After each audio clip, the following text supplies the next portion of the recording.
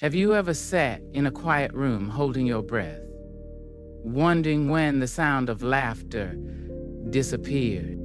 You remember the years, don't you? The endless questions, the way they used to race into your arms, eager for your words, your touch, your approval. And now, you barely finish a sentence before they interrupt. You offer advice and they wave it away. You reach out, but somehow your hand feels empty. And in the deepest, most private corners of your heart, a quiet ache whispers, "Have I become invisible?" If that feeling sounds familiar, please hear this. You are not imagining it, and you are most certainly not alone. Millions of parents reach a season of life where the roles silently shift, where the fierce protector becomes the old one who worries too much. Where the teacher becomes someone who doesn't understand. And yet, what if the real problem isn't their rudeness? What if it's something deeper, something subtle but powerful?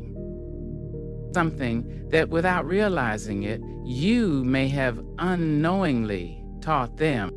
Today we're going to uncover the hidden dynamic that changes how your children see you and how you can shift it back.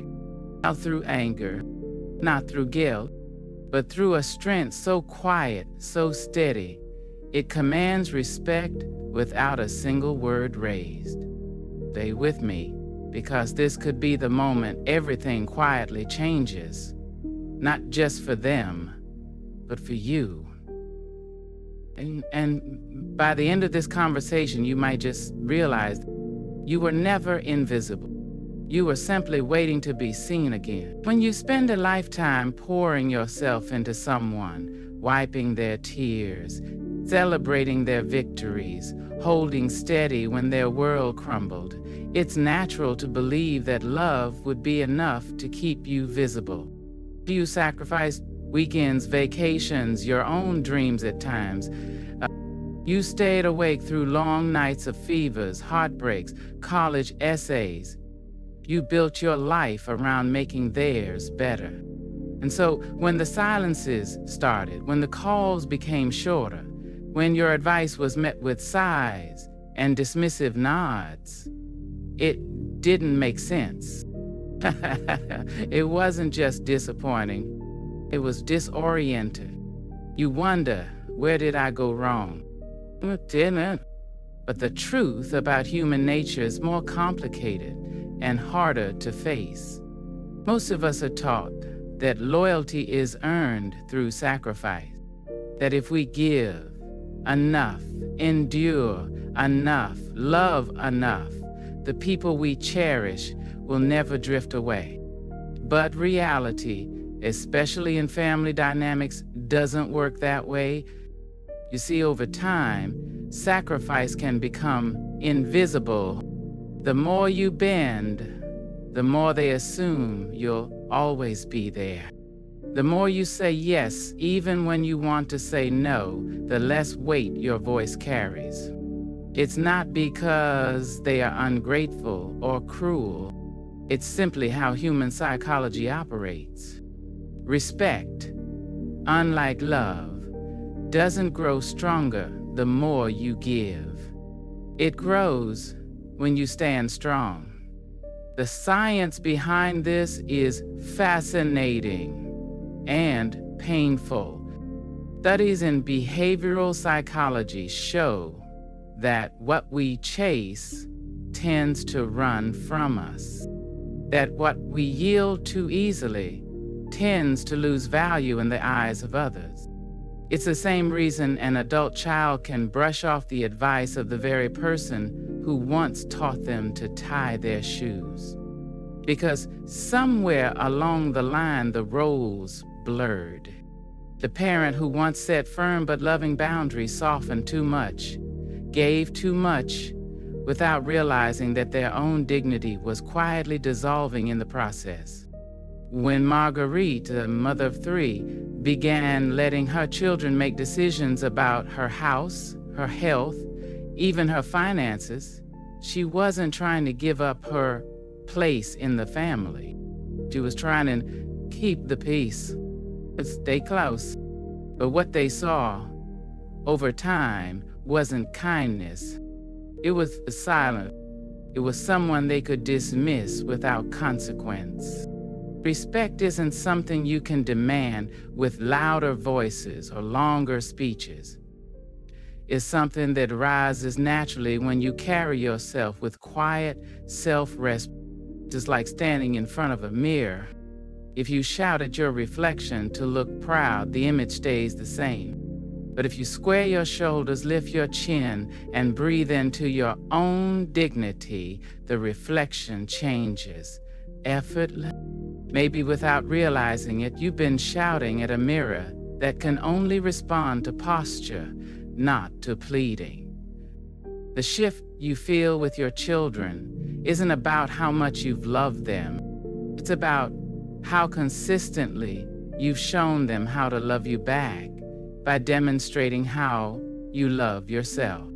And if you're willing to look gently but bravely at this truth, then you have incredible power in your hands, because you can rebuild the reflection. You can shift the silent narrative in their mind. You can go from tolerated to treasured, from overlooked to respected.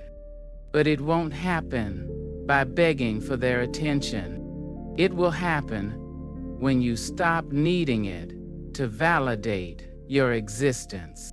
When you begin living fully, joyfully, without apology, something remarkable happens. They start to notice. They start to wonder what changed. They start to lean back towards you, not because you demanded their love, but because your own quiet, steady flame became too beautiful to ignore. If you've ever felt that quiet ache, the one that pulses when the phone doesn't ring, when your advice floats unheard into the air, when you sit across the table and realize you're talking but not truly being heard, you need to know something. You are not alone. Far from it. There are millions of parents across the world, sitting in living rooms much like yours, carrying the same invisible weight on their hearts. There's Margaret, a proud mother of 3, who once managed school projects, scraped knees, broken hearts, and teenage rebellions with tireless devotion. In her golden years, all she wanted was to keep her family close. So she said yes to everything. She agreed when her children decided to repaint her living room without asking. She nodded when they rearranged her finances. For her own good, she stayed silent even when decisions were made about her health without her voice being included. She told herself it was kindness. They told themselves it was normal. And somewhere along the way, Margaret disappeared. Then there's Frank. Frank was a teacher, respected by hundreds of students across decades. In his classroom, his voice commanded attention and admiration. At home, however, things were different. His adult children interrupted him, rolled their eyes, dismissed his suggestions. At first, Frank thought every gathering became a battleground of raised voices and wounded pride. But despite all the shouting, he felt smaller after each exchange, not stronger.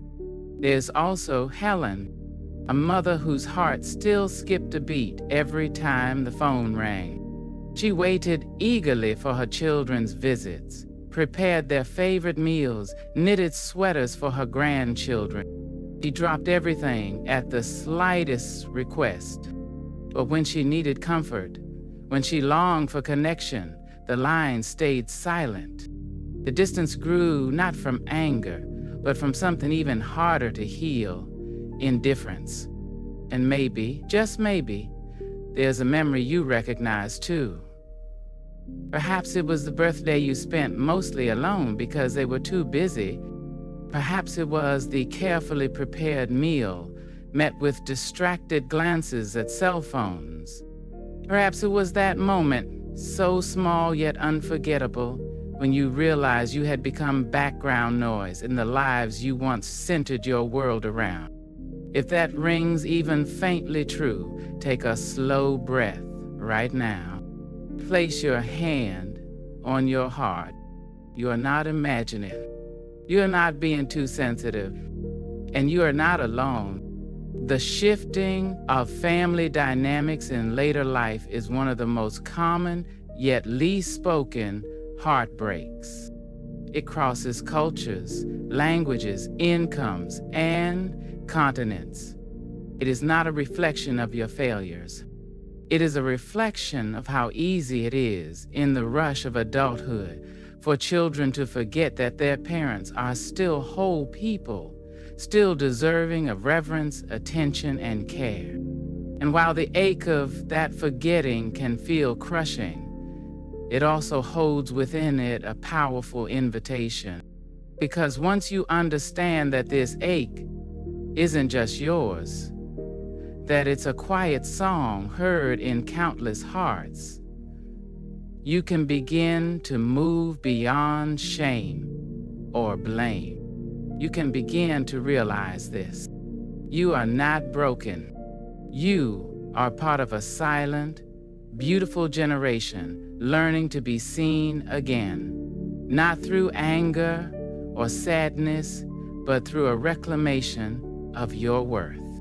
And that realization is not the end of the story. It is only the beginning. The aching silence you feel is real, and yet the reasons behind it are far more complex and far more hopeful than simple neglect or selfishness. It's tempting to believe that if you gave your children enough love, enough time, enough sacrifice, they would forever see you as you once were, strong, sensual, necessary. But human hearts, like human habits, are shaped by patterns more than memories. Over time, when love is given without boundaries, without the quiet insistence on mutual respect, something subtle happens. The giver's voice fades into the background, not because the love was unwanted, but because the balance of energy became one-sided. Imagine a tree in a forest, standing tall and lush, offering shade and fruit to all who pass by. At first, travelers marvel at its beauty, rest gratefully beneath its branches. But eventually, they begin to expect its gifts without noticing the tree at all. It becomes part of the scenery, appreciated when needed, overlooked when not. The problem isn't the travelers. It's that the tree forgot it could stop bending toward every hand that reached for it. In human relationships, the same law applies. Respect isn't kept alive by generosity alone. It is sustained by healthy tension, by the understanding that your time, your energy, your presence are gifts, not guaranteed. Science echoes this truth. Research from the University of Michigan found that aging adults who maintain strong personal identities, who set clear emotional boundaries with their adult children, report 30% higher life satisfaction and deeper, more respectful family relationships. Kehung, Training Skin. Tin Han.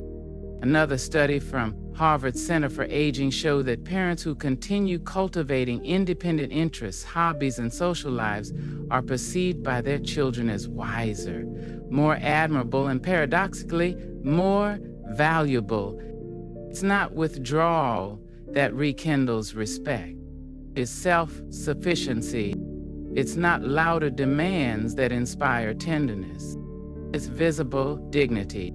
It's not constant availability that earns gratitude. It's deliberate, joyful presence, offered without apology, but never out of obligation. Think of it like this. Imagine you were visiting a beloved friend. Every time you dropped by, they canceled their plans for you, rearranged their schedule, even if they were tired or busy. At first, you might feel honored, but over time, without even realizing it, you might begin to take their flexibility for granted. You might stop noticing how much they were giving up for it. But if that same friend sometimes said, with a smile, "I would love to see you, but tonight I have my painting class," or, "I'm so glad you called, but let's chat tomorrow. Tonight, I'm meeting some old friends," you would remember this person's time is precious. You would value each moment more, not less. The same is true in your relationship with your children. Without clear, gentle limits, the love you pour out risks becoming invisible. Without steady self-respect, the stories of your sacrifices risk being reduced to background noise. And when you start quietly asserting your worth, not through guilt, not through blame, but through living fully, something astonishing happens. Their gaze shifts. They begin to see you again, not as a burden, not as a relic of their childhood, but as a living, breathing soul, rich with your own dreams, your own joys, your own undeniable value. You stop being scenery. You become a landmark. You stop being background music. You become the steady drumbeat they didn't realize they missed. The beautiful truth is this: your worth was never lost. It was only waiting for you to remember it first. And once you do, others, even your busy, distracted adult children, will feel the shift. Sometimes slowly, awkwardly at first, but surely, because respect is magnetic, not in the way that demands or pleads, but in the way that a star simply shines, asking nothing, needing no applause, and yet pulling every wondering gaze upward toward its light. Today, you stand at the threshold. On one side, the familiar ache of waiting to be seen. On the other, the bold, beautiful path of learning to see and honor yourself. Which path you choose can change everything. Not just for you, but for every relationship that matters most. And the first step is simple but profound. It's realizing that being needed is not the same as being valued.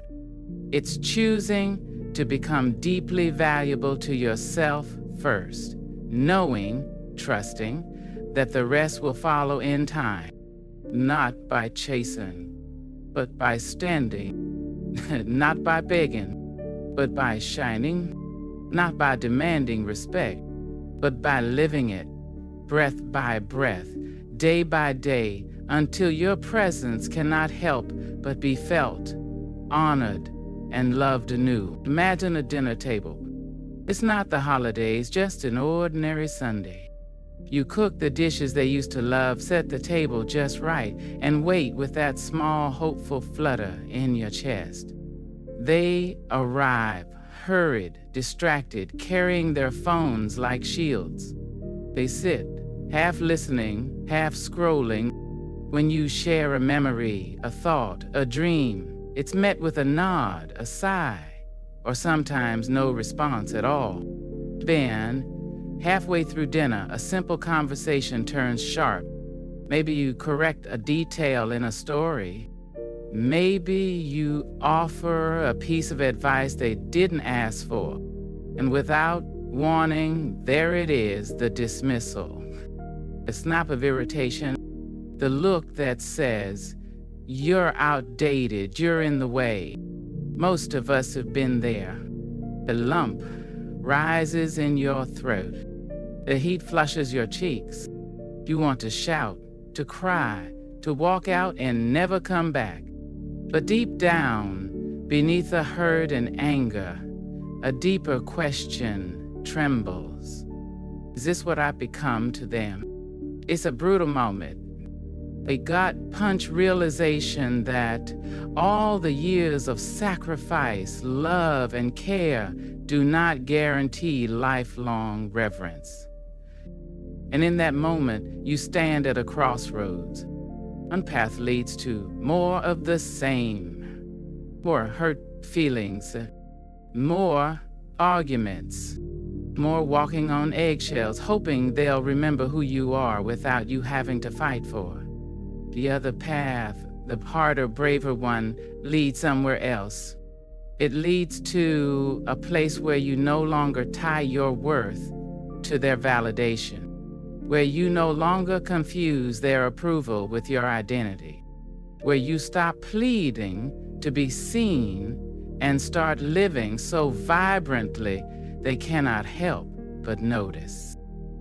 Here's the challenge, and it's not easy. If you continue waiting for their validation, where will you be 5 years from now? Picture it. 5 more years of feeling unseen. 5 more years of shrinking yourself. 5 more years of silent birthdays, half-hearted hugs, and conversations that leave you emptier than before. Lord, what would your next 5 years look like if you chose a different way? Imagine standing taller. Imagine building a life that fills your own soul first. Friendships, passions, experiences that ignite your spirit, whether they notice or not. Imagine being someone so alive, so grounded, so quietly radiant, that even if they stumble in late, even if they never fully say the words, you feel whole anyway. Which future feels truer to the person you truly are beneath the ache? Which future feels like the one you deserve? The truth is, reclaiming your dignity, your joy, your respect, it doesn't start by demanding it from others. It starts by giving it back to yourself. One choice at a time, one boundary at a time, one brave, steady step toward the life you were always meant to live, not as someone's afterthought, but as your own vibrant, powerful self. So, pause right now and ask yourself, where am I still waiting for permission to feel worthy? Where am I still giving my power away?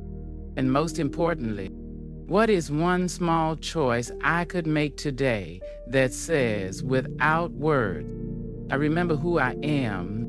Because once you remember, the world, and even your children, will begin remembering too. Knowing you deserve more is powerful, but doing something about it, even in small, steady steps, is what truly transforms your life. And the beautiful thing is, you don't have to overhaul everything overnight. You don't have to become a different person. You simply have to begin. Begin by reclaiming your space, your voice, and your value, one breath, one choice, one new habit at a time. Let's walk through some quiet but extraordinary shifts you can start weaving into your days. First, tend to the garden within. Every morning, before you check your phone, before you glance at the clock, take a moment just for yourself. Stand in front of the mirror.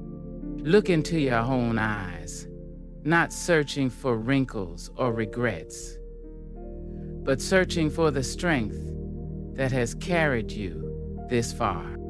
And speak out loud, even if your voice trembles. I am worthy of respect simply because I exist.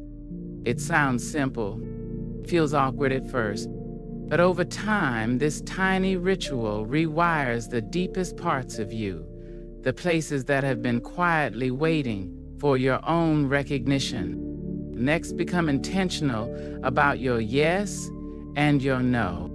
When your children ask for a favor, pause, not from anger, but from sovereignty. Ask yourself gently, do I want to do this? Do I have the energy to do this? Will doing this bring me closer to myself or further away? If it feels light, say yes with joy. If it feels heavy, say no with love. You are not obligated to trade your peace for approval. Your kindness loses none of its beauty when you offer it from fullness instead of fear. Number 2, a life outside of them. Reignite old passions.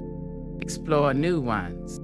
Join a dance class, not to impress, but to move freely.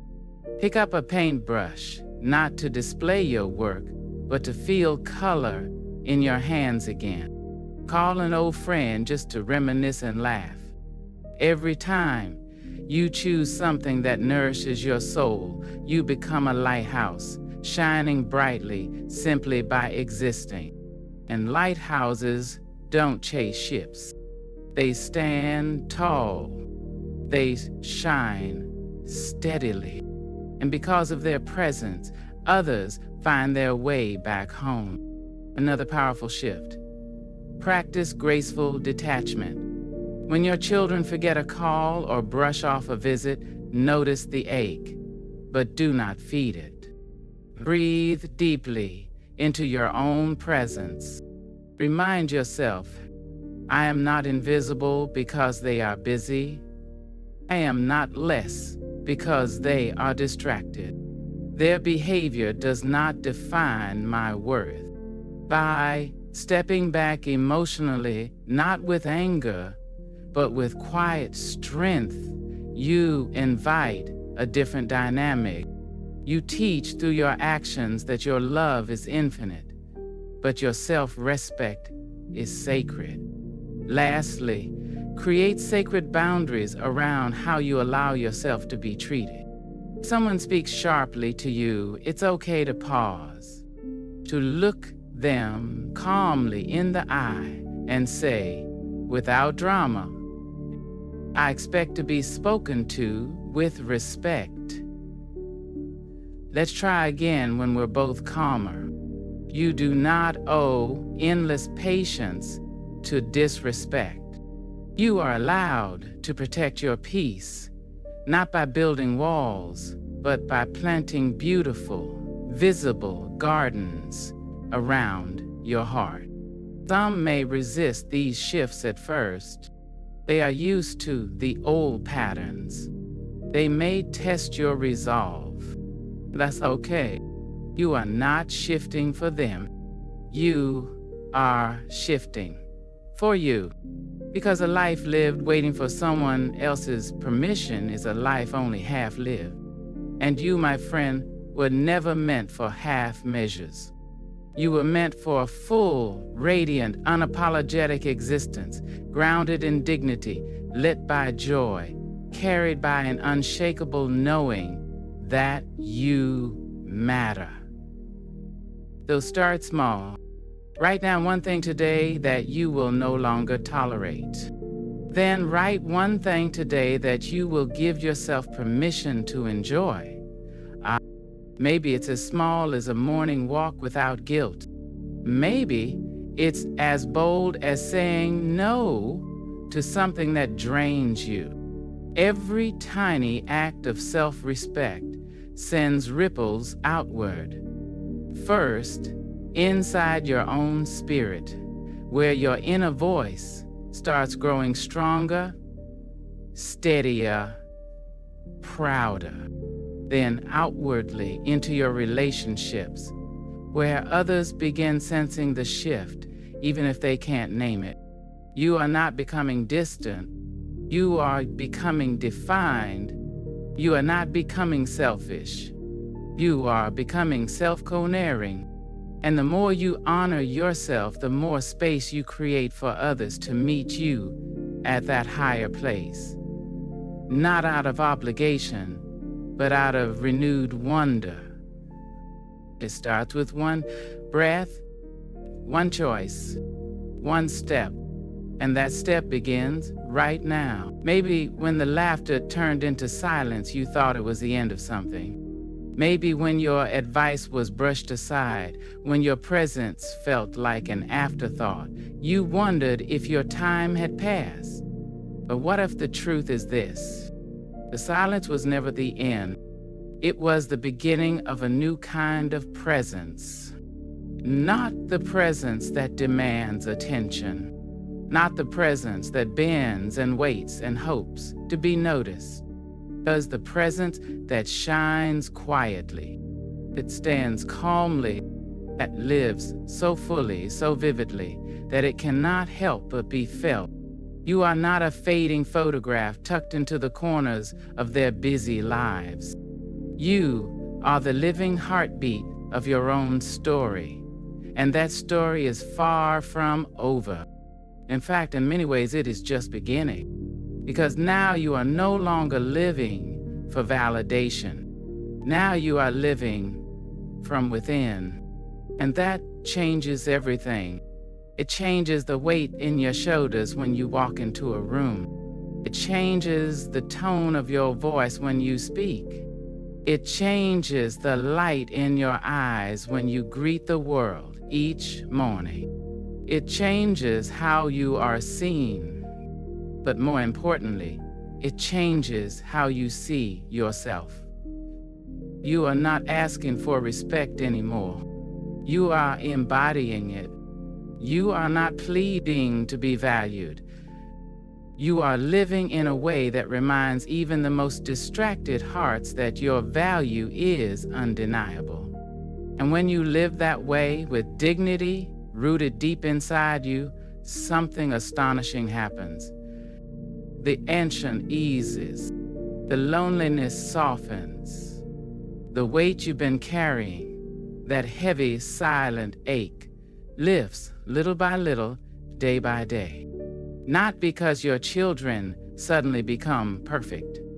Not because the world outside you bends itself to your wishes, but because inside you, a revolution has begun. The revolution of quiet self-respect. 1. The revolution of living fully, even if no one else notices at first. The revolution of knowing, not hoping, not guessing, but knowing that your life is precious, your presence is powerful, and your story matters. You might find that they call a little more often. You might notice their voices soften when they speak to you. You might hear one day words you thought you would never hear again. I miss you. And your advice. Thank you for everything. And when that day comes, whether tomorrow or a year from now, you will meet it not with desperate hunger, but with quiet, steady grace. Because you will know the truth. Their love is beautiful, but your worth was never dependent on it. You are whole. You are seen. You are enough. Now, as we come to the end of this conversation, I want to invite you to take a deep, full breath and gently ask yourself, what is one small promise you can make to yourself tonight, just for you? Maybe it's the promise to speak to yourself with more kindness. Maybe it's the promise to reclaim an old passion left sleeping for too long. Maybe it's the promise to protect your peace like the sacred thing it is. Whatever that promise is, honor it, write it down if you can. Tuck it into your heart. Let it be the first step on this beautiful new path you are carving, a path not of waiting, but of becoming. And if you feel called, share your promise in the comments below.